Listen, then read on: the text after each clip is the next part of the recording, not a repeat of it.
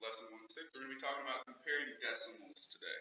So before we get started, just like every other time, here's the problem of the day. Let's throw it up here. See if you can. There it is. Manuel is saving money to buy a new bike. He saves $20 the first month, $21 the second month, $22 the third month, and so on. How many months will it take him to save a total of $135? There's a little hint for you. Make a table. So, if you so choose, go ahead and do your problem today. If you get it right, we'll do $25 in your ledger. If you don't want to do it, that's fine.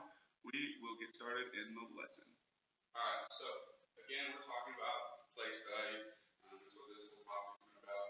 And today we're going to use place value to compare and order decimals today. So yesterday we talked about multiplying and dividing decimals. Today it's going to be comparing these decimal values and seeing which one's bigger. And you've probably done things like that before if you compare dollar amounts. So it's going to be a lot of that. But this time, instead of just going to the hundredths place, we're going to be looking even further into the thousandths place. So, like I just said, you might use that when doing money. But one would other times be that you might need to use this. You can think of batting averages, track times, when people are running, and it comes down to the thousandths or hundredths of a second. So we use this in everyday life. Track stars do, baseball players do. You do when you go to the store. So yeah, everybody uses this every day. You need to know how to compare decimals. If not, you could be in trouble. So let's go ahead and get started. Here's our first problem that we're going to look at today. We're going to compare 3 and 35 hundredths to 3 and 31 hundredths. Okay? So what I want you to do is compare those and use your inequality signs to tell me which one is bigger or which one is less than, whichever way you look at it. The way that we're going to look at it to start us off is all we're going to do is we're just going to line up the decimals. So if I were to take this 3.31 and just make sure my decimals are lined up and look, we're going to look the exact same way as we did with place value a few lessons ago. The 3's are the same, the 3's are the same. Then when we get to the first discrepancy, the first difference, we see that 5 is bigger than 1.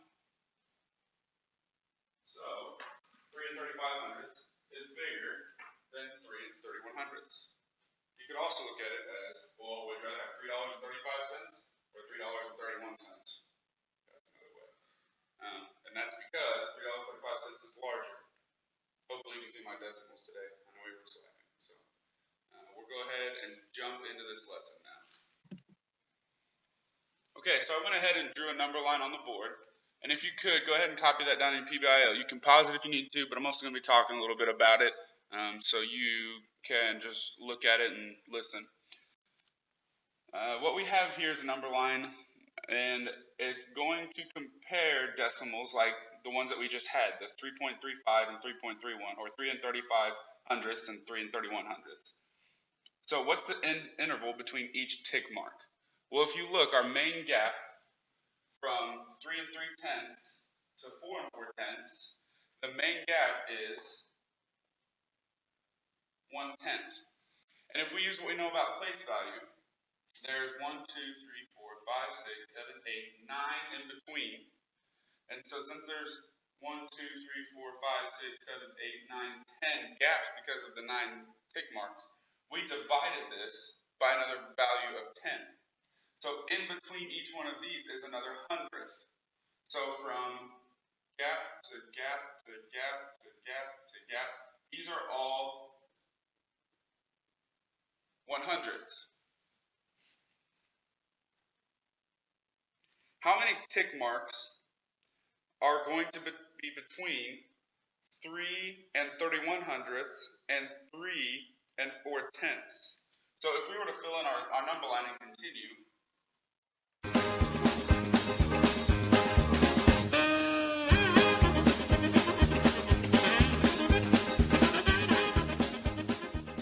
so if we were looking at 3.31 to 3.4, there would be, I'm just going to follow the same, 1, 2, 3, 4, 5, 6, 7, 8. There's 8 tick marks in between them. And if we were to look at how many tick marks are between 3.5 and 3.4, if we're looking at that,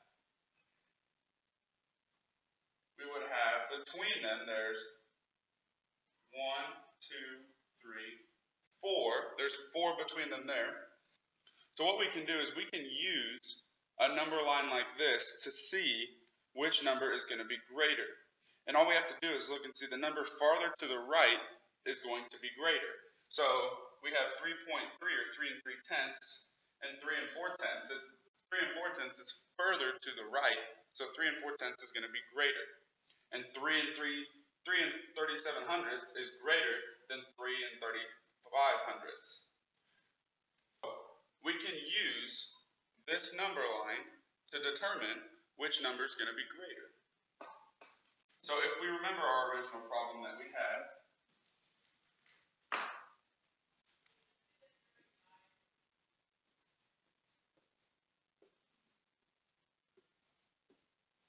if we wanted to know which one was greater and we couldn't figure it out, we would just have to find 3 35/5 on the number line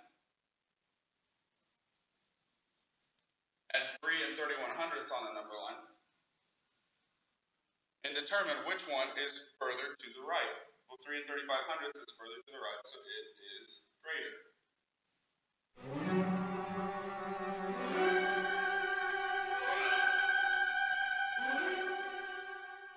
Go ahead and flip to your guided practice section now. We're going to do a couple practice problems. If that number line got confusing, don't worry about it.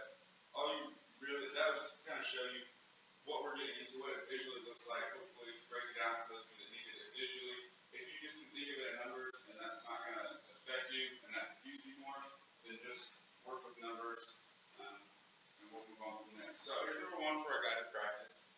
We're comparing 1 9/100 to 1 9/10. So we want to know which one's bigger. And if you think of it normally, like with whole numbers, well, you always think, well, hundreds is bigger than tens, so I'd rather have hundreds.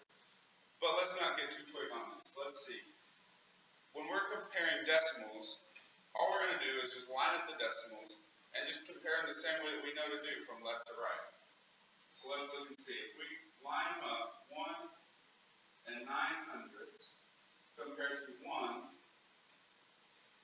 9/10. If you don't like that they have different numbers, after the decimal, what you can do is add zeros after the last digit. So let's look starting from the left. In the ones place, there's both ones. Then when we get to the tenths place, there's a 0 and there's a 9. So automatically know that 9 is greater than 0. So we don't have to go to the next level, we don't go to the next step. We know that 1/10 is greater than 100, or 1 9/100. Okay, here's our second problem. Again, don't get confused and think that just because 18 1/100 is a longer number than 18 1/10 that it's going to be larger. We need to still line up the decimals and compare it and see which one is actually larger. So if we take 18 1/100 and line up the decimals, 18 1/10, then we'll just compare them going left to right again. In the tens place we have 1s, in the ones place we have 8s, in the tenths place we have 0s, and then once we get to the hundredths place we have a difference, and 1 is larger than 0. So that means that 18 1/100 is larger than 18 1,000. Now we're going to look at number 3. And we're going to have a guest speaker for number 3. They don't know that they're doing it. So Griffin, come on down. Griffin's going to come and show us how to do this. He's a seasoned veteran. He's been watching for a whole 10 seconds. So wave to everyone, Griffin. All right, you can say something, Griffin. Hello. All right, we're going to edit that out. Don't worry, he won't actually say hello. No, I'm just kidding. Let's say hello. All right, take your marker. All right, so Griffin, all you need to do to compare these decimals, line up the decimals. So line them up. Line them up, line them up, line them up, up, up, line them up, line them up, line them up, up, up. All right, you did a perfect job. Now, when we're comparing decimals, yeah, get in there, make sure they see your face. When you get in there and you're comparing the decimals, which way do you go? Do you go from right to left or left to right?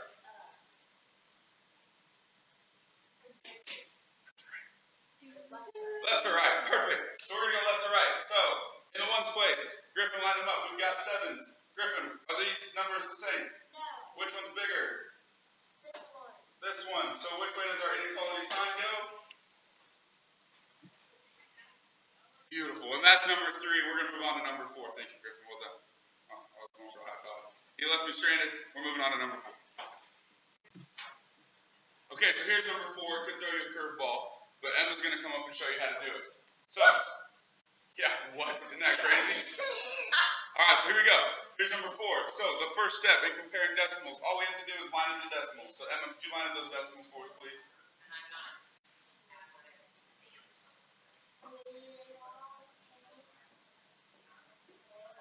All right, so she lined up the decimals. Hopefully, here, let's get you nice and close so you can see that. We're frozen, and we are back. There it is. All right, so now that she's lined up the decimals, Emma, which way do you start, left to right or right to left? No, right to left. Left to right. You were right the first time. Very good. Yay! All right, so now go ahead and compare them. In the ones place, what numbers do you have? 1, 0. There's zeros in the ones place, so those are the same. What about in the tenths place? What do you have? We have 1, so those are both the same. So they're not different there. What about in the hundredths place? Nothing and a 0. Nothing, and then we're just going to keep going nothing, nothing, nothing. So which number is larger, Emma? So even though one of those numbers look longer, it froze, so we'll be back in a second. Oh, we're back. All right, so Emma, wave bye to everyone. Bye. All right. So there's your guys' practice. Go ahead and take your quiz, and I will see you in class on